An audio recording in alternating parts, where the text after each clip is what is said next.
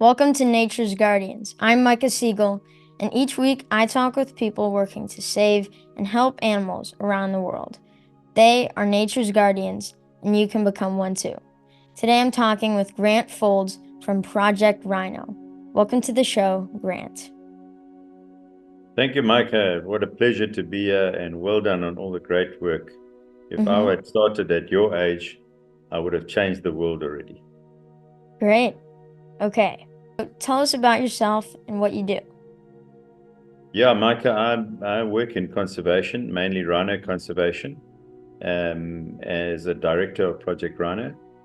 I started with rhino education and have gradually moved over to fundraising and obviously all the other methods to save rhinos, from range expansion, rewilding, education, community engagement, boots and binoculars, and all that. And I have other distractions like other animals, and basically stop any forms of wildlife crime within the conservation space. So, what have you figured out over all these years?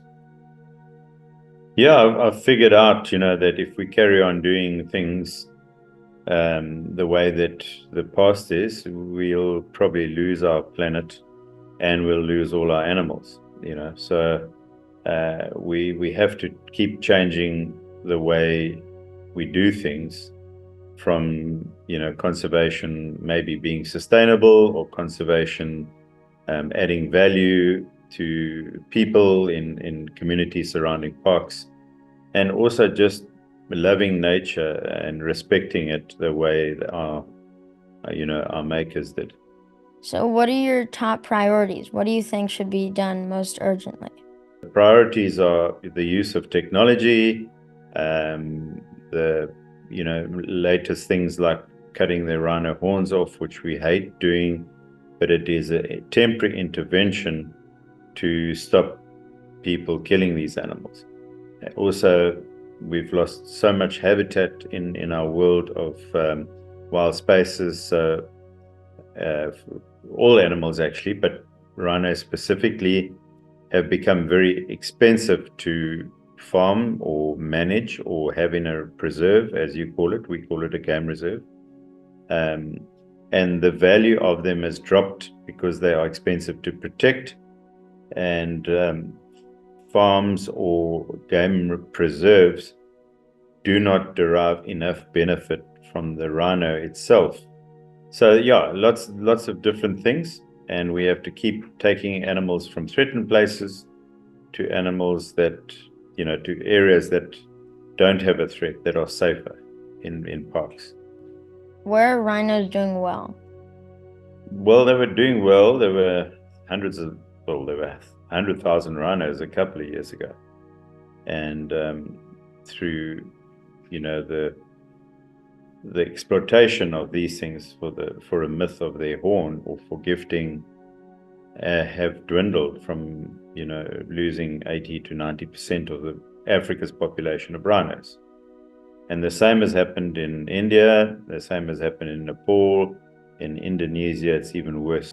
What's your approach to saving rhinos? I've talked to people who want to reduce the demand for rhino horn in the first place, people who want to increase the demand and use the rhinos to make more money to then help other rhinos and increase the population overall.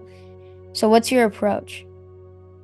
Yeah, look, I would, in the modern conservation and CITES with conservation, international trade in exotic species, we will not be allowed to trade rhinos in the foreseeable future, because the voting of 185 member states of CITES has to vote in favor of trade.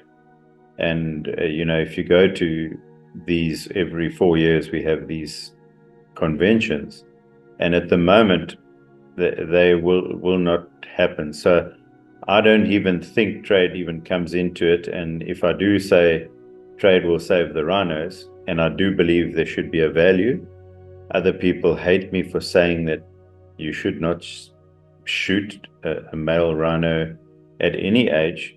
And perhaps my thinking would be you can utilize that sustainably by taking out an elderly male and getting value in it and increasing your value not only from tourism, but from sustaining that animal through a trophy. Again, now the trophy hunting is not a good thing, but my job entails killing the demand, not growing the demand. So if you're in demand reduction, it's telling the people that rhino horn does not cure medicine. So I think it's a little bit ambiguous to say we now need to increase the demand to make more money and take the chance that there's so many people in the world and there's so few animals. And the race to extinction will get out of hand. It will actually gather momentum, and we'll probably lose far more than we are losing at the moment. So we realize there's a problem. We're trying to contain the problems by using all these different methods. And if we are able to, we could probably bottom out and start increasing numbers like we have in certain white rhino populations in private parks in southern Africa. I was just in a Chinese medicine conference about reducing the demand for rhino horn, and they showed that showing how horrific killing rhinos is and educating people doesn't actually work. I don't know if I quite agree with you there, because I've had first information and been to Vietnam, spoken to many, many citizens, both educated and uneducated. And they had no idea that animals suffered to be able to get a horn. So that was the first way of explaining that animals actually suffer. They have to shoot them, they butcher them, and now the horn is used for a myth that is going to cure cancer, which is absolute nonsense. So again, the people have missed out on that. And and I think that people in Vietnam have changed completely. You know, they're all going to the gym, they're living a healthy lifestyle, but the money that they are making out of the illegal means is so big that certain people in the illegal trade in wildlife just cannot give it up. Therefore, you're creating this demand in the dark underworld of illegal stuff, which is weapons, it's money laundering, it's everything, that's causing this little bit of the loss of animals. They've just replaced drugs and weapons with an animal that is as iconic as a rhino and pushed its value up way beyond what it should be. And our work is basically to try and reduce that demand by stopping that value and making it worthless. In Yemen, conservationists ended the demand for rhino horn daggers. They reduced the demand and changed, instead of rhino horn, they now use some sort of deer antler, which falls off naturally, so they don't have to kill the animals anymore. So reducing demand can work. But we've also seen in Kenya went from having one of the highest population of elephants to one of the lowest in Africa. And Botswana did, and they used law enforcement, and they made lots of rules about how illegal it is to kill elephants and get their ivory and importing and exporting it. But Botswana accepted it, and they used it. They used people's need for the status symbol of an elephant tusk carving, and they made money off of it. So they're basically sacrificing a small percentage of elephants to be trophy hunted, taking the money and using it to make more elephants, and that's why Botswana has so many. So what is the right approach? Yeah, I mean, it's a chicken and egg situation. It's a very difficult one. In Botswana's approach, they have got too many elephants in a certain area, which is around Chobe in the Delta. So I agree that Botswana do need to reduce the elephants, and because we've cut their migratory routes off, and because there haven't been enough corridors created, for elephants, in other words, through into Angola, because there was civil war for 20 or 30 years in Angola. Those migratory routes have all stopped. There's probably plenty of space for elephants if everybody had to open up their migratory routes and keep those areas pristine and serviced. But getting back to Kenya, I completely disagree with what's happened there, because they have taken out the iconic tuskers. It's probably bad governance from the people that issue permits, and there's no law enforcement on people taking out the major bulls, which we know in ourselves that all the male adult bulls that are tuskers normally are role players for the younger juveniles that are coming into a herd. So I think there's going to be a massive imbalance, not only for photographic means, but for the generalization of elephants. I'm not saying that I'm absolutely against trophy hunting or culling certain things, but I do believe that sustainable use through tourism is a better alternative by viewing animals than it is on the other side of it and shooting these big bulls. It's a very difficult one, Micah. Has Kenya allowed hunting? No, Kenya doesn't allow hunting. Botswana had a ban on hunting for a little while. There's a massive outcry now because they've issued very limited permits in a country that actually has to reduce their elephants. And I don't know if you've seen in the media now, the president has told Germany to wind their neck in and said, look, stop telling us Africans what to do. How on earth, when you're in Munich and Stuttgart, do you know how to handle elephants? Why don't you come and take 20,000 and put them in Germany and see what happens? And they've got 130,000 elephants. And now the world is making this big media storm about a statement that the president made. And all he was saying is, listen, you guys don't know what you're talking about. We know how to run elephants, and we've got a problem. And if you're not listening to us, we're going to hunt them. And I'm the president, and I'm authorizing it. So I think, he's made a hardball stance, and it's caused an outcry, which I guess media have jumped on the bandwagon on. Do you think Botswana will have to kill a bunch of elephants just to reduce their numbers? Well, if you take Wangi in a certain time period, that's Zimbabwe, and those elephants in Zimbabwe, Wangi Game Reserve near Victoria Falls, I think they culled in the region of 14,000 elephants at a period in the 80s, and the population has now exceeded what they meant to be again. So I'm just giving you an example of what happened in the past, and then CITES started banning the culling of elephants. And it happened in Kruger National Park again, where they were turning them into meat. And they tell me in Kruger National Park, that's Southern Africa, that if they don't reduce the numbers of elephants by killing or putting certain down and putting them through the meat factory, which they won't because the legislation is not there, that place will look like a desert, much the same as Botswana area. So again, the Western world is trying to tell Africa what they can and what they can't do. If Southern Africa has too many elephants and East Africa doesn't have enough, isn't there some sort of arrangement that can be done? The big answer to that, Micah, is corridors.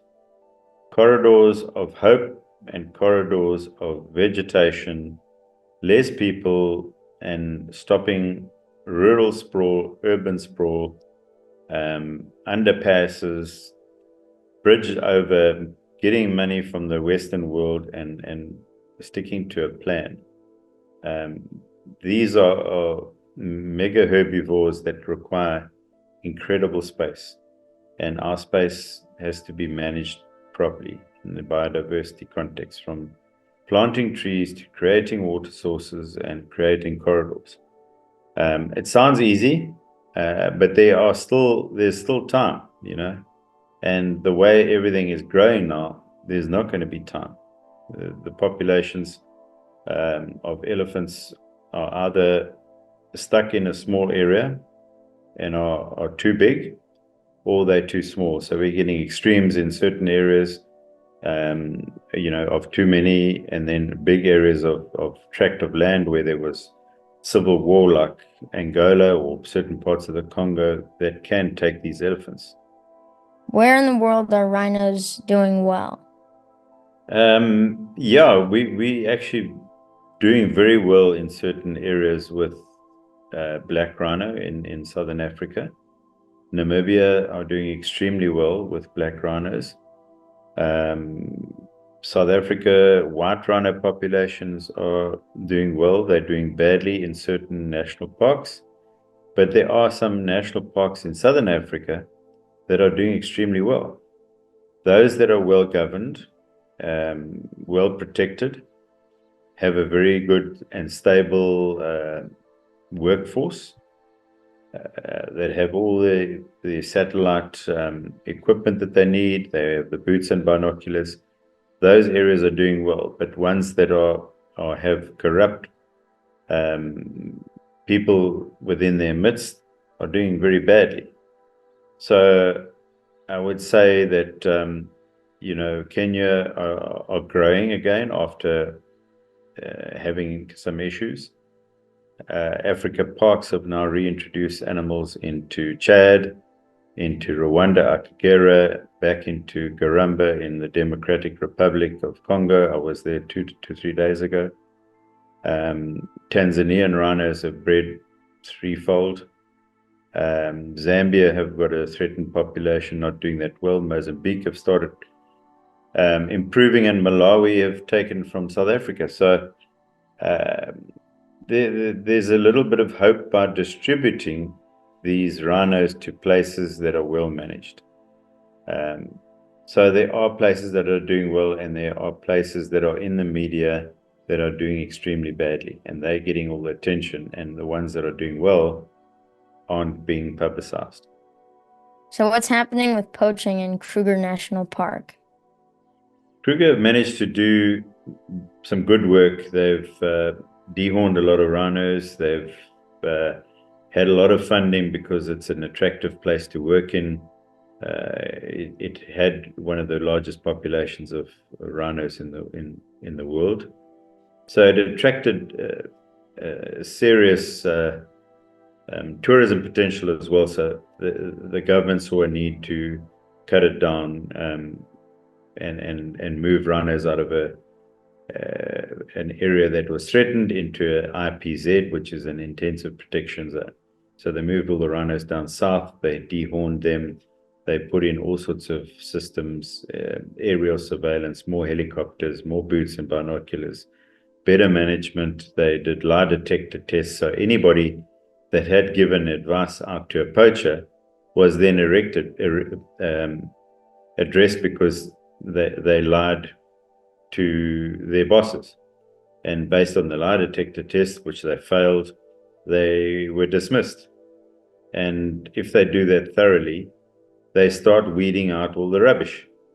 And effectively, that's what management in Kruger has managed to do. So therefore, they've dropped it, but the poachers went to the next available park, which was in KwaZulu-Natal, Mfolozi Park.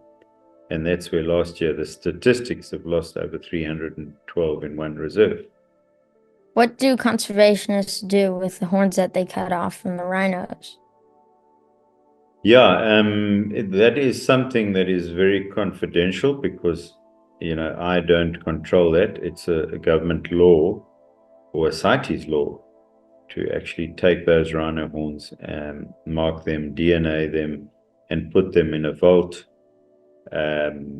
for perhaps, one day they feel that they're going to hit gold if the legislation ever moves. They're also very expensive to keep because you've got to have a vault or a bank.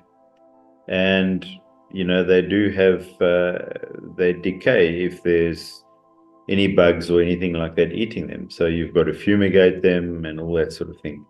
And yeah, some people like Kenya would just keep them, and then when there's a big fire, they throw the horns in. And they burn all the ivory and they burn all the rhino horn. Why are they doing that? Because they believe in demand reduction, and other people keep it in a safe because they're doing what your previous man wanted to do, was increase the demand, sell the price, breed more rhinos, make more money, and, which I don't necessarily think it's a bad idea in theory, but in practice, will it work like that? Perhaps not. It worked for elephants. Yeah, we're talking about slightly different mega herbivores. In one hand, I know that the gestation period is vastly different. Yeah. We're looking at 415,000 elephants versus a very low population of rhinos.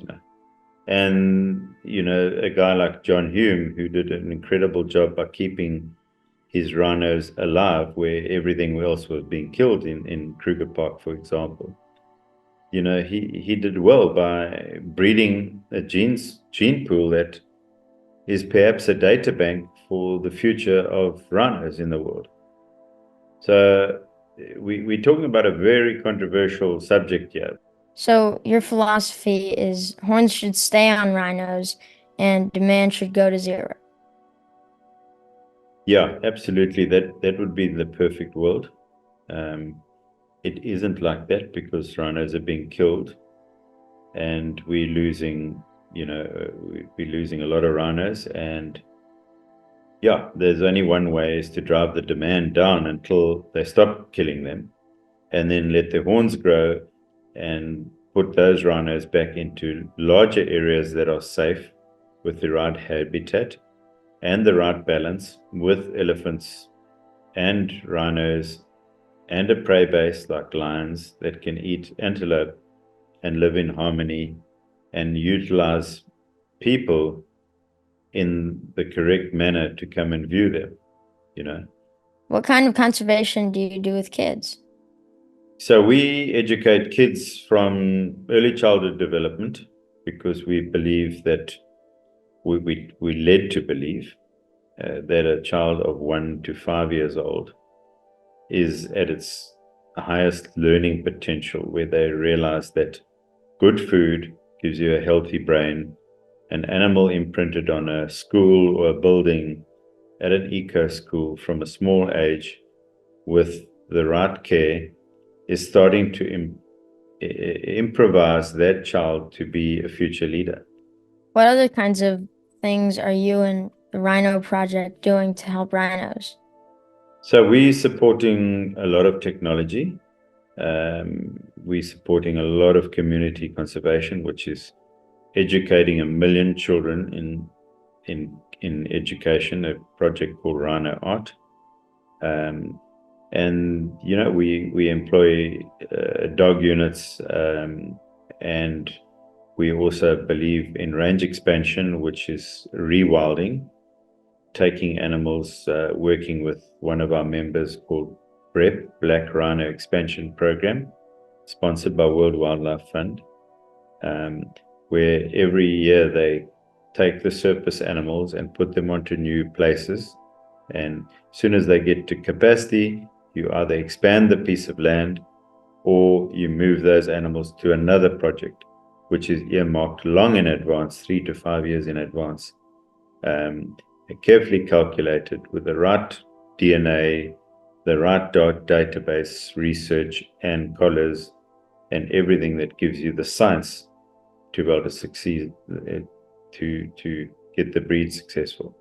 Also, we do judiciary, which is making sure that all the dockets and cases of the arrests are correctly monitored, and that people don't get bail and go back and start a crime syndicate again, so that they're firmly put in jail. I'm a kid and I'm interested in helping rhinos. What advice do you have for other kids in general? How can they help and make a difference? Well, I think you hit it on the head, mate. You've got a podcast going, you've got a YouTube channel, you've started a movement. You've got to go to your school and you've got to rub your enthusiasm onto other people. When before cell phones came out, there was never poaching. So media and cell phones and technology has actually assisted poachers. Now we've got to use the technology to beat them to the horn. If I wanted to do something in Vietnam, what should I do? I think you should get guys your age, go over, maybe your dad will sponsor you, or you could run I mean, we have many things that bring in money that can raise enough capital for you to get there. And, approach people at your own age. And then as soon as it starts working, start getting aggro and be the young guy that's going to kick ass, and show adult people that you don't have to be a PhD or a graduate. You can start when your age. So, and yeah, we are blaming the consumer markets of the world, perhaps, but trafficking is happening right in your own country. If the illegal pet trade is probably as bad in America. So, if you're going to get a tiger or if you're going to get a parrot, where did it originate? Out of a captive breeding system, or were its parents or grandparents, out of the wild? And how did they come about? Were they bought illegally? Is it clear? Is it been cleared by clearance? Is the pedigree there? So, we've got this big thing now not to pet too many wild animals. We like to have things in their natural ecosystem. But I've done it before. I've held a chimpanzee. I've maybe cuddled a cheetah cub. My children have. So, but it's actually not so cool to take a wild animal and keep it in a confined area. We're trying to get back to their natural place. Mm-hmm. What do you want to accomplish in the next 10 years for conservation? Yeah, Mike, I'd like to maybe be the person that took rhinos to a new country, a new ecosystem, saw the animals turn around from the breeding level that or the poaching level that they are at to another level. That's what I would like to see, and also some sort of demand being squashed, killed completely, and add value to other animals in our ecosystem. Where do you think you could move rhinos to that would be better for them? There are many places that they could be moved to, provided the government is sound, the habitat is sound, the security is sound. And, even if the government is bad of the day or of that country, and the habitat is perfect, and you can have your intensive protection team completely well trained in the highest order with the greatest technology, that place can be a safe haven of rhinos. There's plenty of space. There's not plenty of people being able to accomplish it. Mm-hmm. Do you have a good rhino story? Yeah, I suppose my brother's got the best story where he saved a rhino called Tandy. It's available on the internet. You can Google the rhino Tandy, the miracle rhino, and he saved it by putting elephant hide on the face of a butchered rhino. That was Tandy. She then had a calf, and she's had 5 calves, and her daughter has even had some calves, 2, I think. So that is a story of hope, to never give up. And they spent millions on it, and a lot of people, Prince Harry came to him and said, this is a waste of time. Why don't you just put her down? Because you can't spend $1 million on a rhino, and that's only one rhino. But he said the intellectual value and the do-good value of saving that female Tandy and its calves has been so incredible. So that would be his story. I mean, my dramatic one, I suppose, is not about a rhino. It's about going to Vietnam, and this is in my book, Saving the Last Rhinos, and people cannot believe that I did it, but I actually followed the horn, bought the rhino horn, had it DNA'd, smuggled it back to Africa, risked a 10-year jail sentence, or imprisonment for illegal stuff, but I thought I'd kept my bases covered. And I'm now able to tell people how the dark underworld of trafficking happens in Southeast Asia. So, yeah, was I mauled by rhino? No. But was I nearly put in jail for doing the right thing? Yeah, but that's my story, you know. So you're able to track DNA, and that helps figure out the supply chain of the rhino? Yeah, so DNA profiling is probably one of the most important things in rhino conservation. If every single rhino DNA was taken correctly, stored in a data bank, and every arrest of that DNA and every live rhino and dead rhino was matched to a crime scene, the net would slowly close down. As it is with the ballistics, if they don't find the bullet in the rhino, in the dead animal, they lose a whole lot of evidence.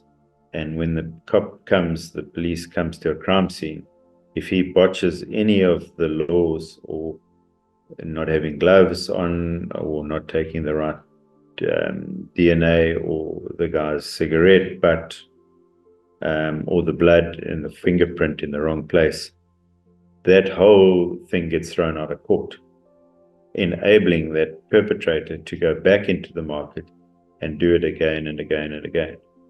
DNA is massively important. Crime scene intelligence is massively important. The people that do these things is massively important. You've clearly got to go above and beyond. You can't be a normal person. It's not just a job. It's not an 8 to 5 job, you know. And remember, when you obstructing the laws of justice, somebody wants you dead. Yeah. So your life is threatened because you're dealing with a very bad element in the world.